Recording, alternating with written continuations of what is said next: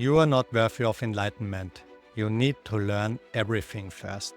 You need to heal yourself completely, and you need to heal the whole universe before you are given permission to finally become enlightened. The big video about how our minds lie to us. Why are we talking about how our minds lie to us? Recently, I was sitting in meditation, practicing self-inquiry by asking myself, who am I and who is seeing this thought or feeling or whatever comes up. When this became so apparent, no wonder our minds lie to us all the time. It wants to stay in control, so it deceives us whenever possible. And I will tell you everything you don't know about your mind and how to avoid being trapped in your own thinking. Hi, I'm Christian. I'm a friend of the way, and after spending the last 5 or 6 years intensely focusing on Zen meditation, energy healing and other spiritual practices, I'm now helping others find their own path with a direct, everyday approach to spirituality. So why do we believe the lies our minds tell us? So the other day I was sitting in meditation practicing self-inquiry, which is basically asking yourself, who am I? The idea is to detach your awareness from being identified with an object, whether it's a thought or a feeling, and to turn our attention back to our source, which is Buddha nature, Christ consciousness, or enlightened awareness. Since anything you can become aware of is an object in your mind, it means that it can't be you. It can't be your true self, no matter what the thought or the feeling tries to tell us about ourselves. So instead of automatically attaching to whatever thought appears in our minds, we examine each thought by asking to whom it actually appears. Instead of analyzing the content of the thoughts, we focus on the context between subject and object. This sounds easy, right? What you will notice if you do this is that your mind will become very clever,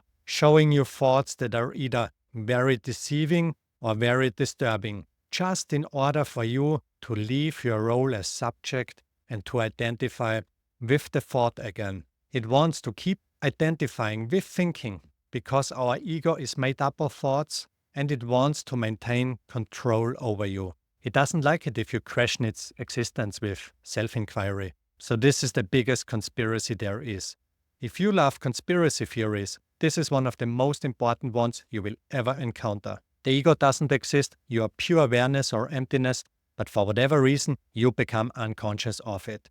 And now you believe the lies your mind tells you. And the lie is that you are limited, separate, a small self in a world full of limited, separate, small selves, and that you will get born and that you will die. And if you become aware of this lie, your mind will tell you that you need to heal yourself completely, and you must be perfect before you can attain enlightenment. It tricks us into thinking we have to figure everything out and fix everything else before we can finally become enlightened. Our small minds just don't like uncertainty. Since our small minds are relative, meaning they have a beginning and they have an end, they come and they go, they unconsciously recognize that they are not absolute and therefore not real. It can be compared to an illusion. An illusion appears to be real, but it's not.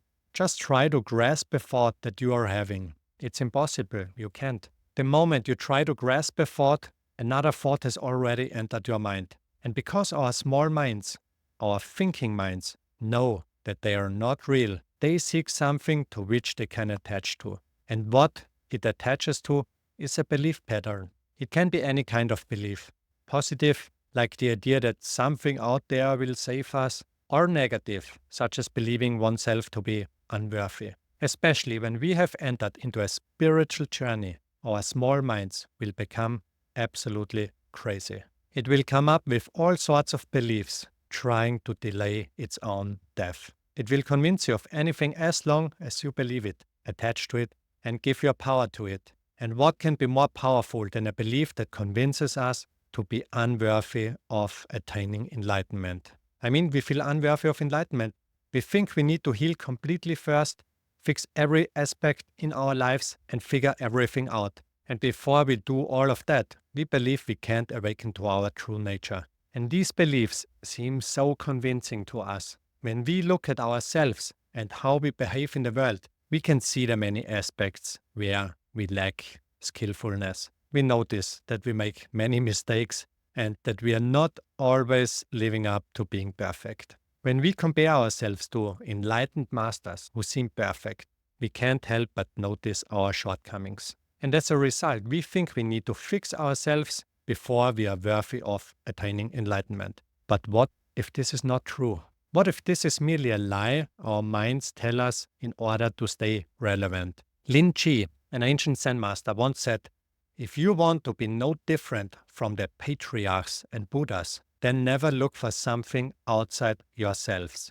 So if we want to become a Buddha, an awakened one, we need to shift our attention from looking outside to looking inside. And what is meant by looking outside versus looking inside? Although we typically view our thoughts and feelings as being on the inside, I don't think this is true when it comes to meditation practice. Because we can witness and observe our thoughts and feelings, it means they are objects in our mind, which means they are outside of us, the subjects, the observers. And spirituality is all about getting to know our true self, not the self we imagine ourselves to be. The self we imagine ourselves to be consists of thoughts and feelings, which are happening on the outside because they can be observed by us. Therefore, we need to abandon all mental objects, all thoughts and feelings in order to realize our true self. This sounds easy, but it's really hard when you are sitting in meditation and all these thoughts keep coming up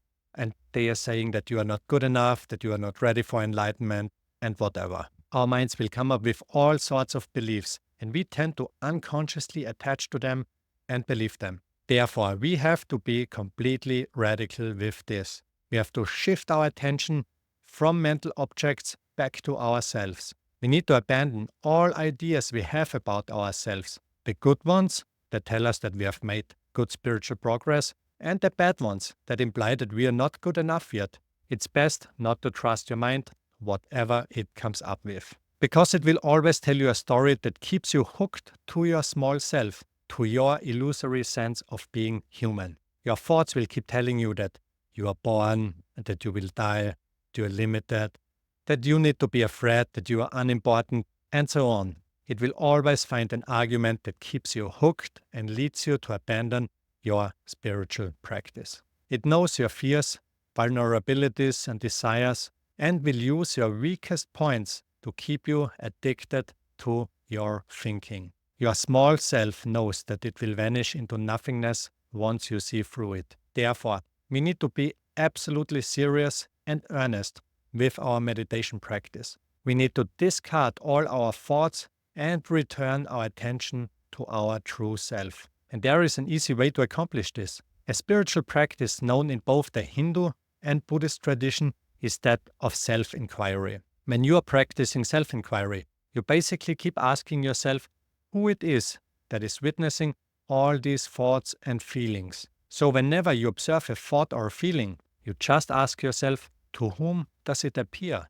Who sees this thought or feeling? I see this thought or feeling. Okay, who is I? So whenever the next thought or feeling enters your mind, you do it again. And you keep repeating this until you are enlightened. It's as simple as that, and there are many cases of enlightened masters who attained enlightenment in this exact way. Some of them did not actively practice this, but they reached a certain point in their lives where the question just arose naturally, and they immediately attained enlightenment. Many more, as documented in Zen texts, for example, practiced it for many years or decades until they finally got it. So I think there's a great merit in doing this kind of practice. So whatever object appears in your mind, just turn your attention around by asking yourself, who is it that's seeing this object? It's like making an 180-degree turn with your attention, turning it away from the mental object and toward the subject,